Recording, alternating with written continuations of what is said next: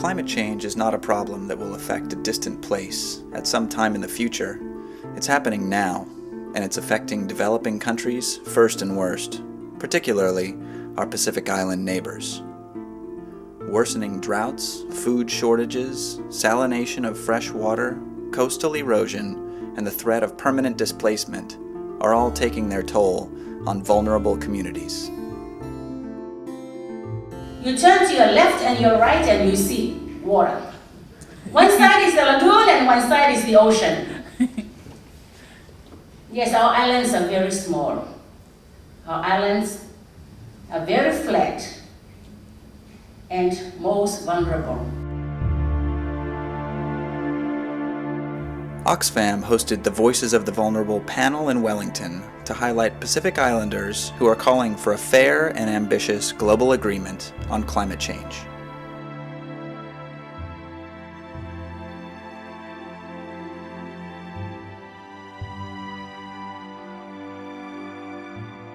The event took place at Te Papa, New Zealand's national museum, and featured speakers from Kiribati, Tuvalu, and the Federated States of Micronesia, along with development and climate science experts from New Zealand.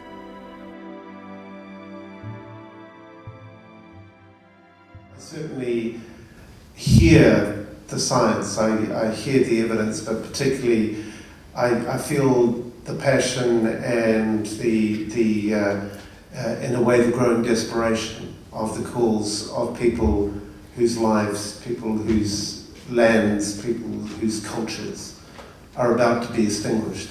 And I think that it's very hard not to move us to say, so what is it that we can do?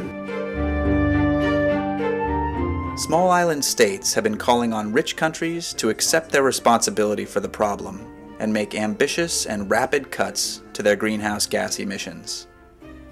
New Zealand's long-range target of a 50% reduction by 2050 is insufficient. Pelenise Alofa Pilatati feels her islands will be uninhabitable by then. We were displaced because the company wanted to mine this island to take away phosphate. The company was called the British Phosphate Company, and it was jointly owned by Britain, Australia, and New Zealand. And they took away, extract 20 million tons from this island and share it among all the farmers in the three countries at the expense of the Banabans. So why did they move them? Put it in simple words, it was economic and money. And today, if my people are going to be displaced the third time, it is the same reason. And that is not human and it's not acceptable and it's greed. New Zealand's climate change pollution per capita is the fourth highest in the developed world. In contrast, per capita emissions in developing countries are minuscule. There are 100 countries with a total population of 1 billion people that are responsible for just 3% of global emissions. But the battle is not over. We still have Copenhagen, and we are counting on you, our brothers and sisters in New Zealand, to still help influence that public policy.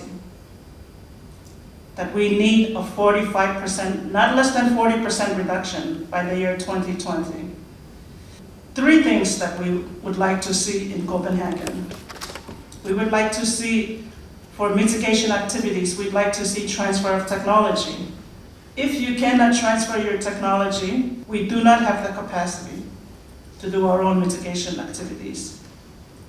Then on adaptation, adaptation includes the building of seawalls, elevation of land, all these projects that would require in-depth and that are very costly to all the islands in the region.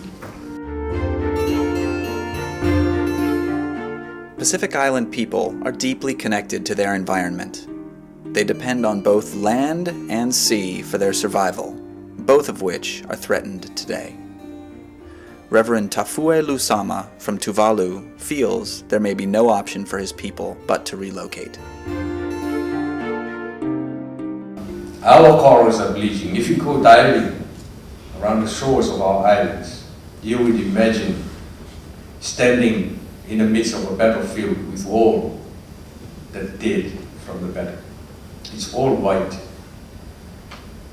They are all bleached. Coral reefs are our first line of defense against any storm surge and wave surges. They break down the forces of the waves before they hit the shores. Now they are dying out, leaving our shorelines bare to the attack of wave surges. Marstella Jack warns that the displacement of Pacific people and the loss of identity would be a death knell for their culture. In the islands, especially in Micronesia, we learn how to fish, we learn how to cook through oral tradition. Nothing is written. And we learn how to harvest through oral tradition as well. And the oral tradition is closely linked to your island and the topography of your island. So when we leave these islands, that oral tradition goes with it. Our identity goes with it. It's not too late.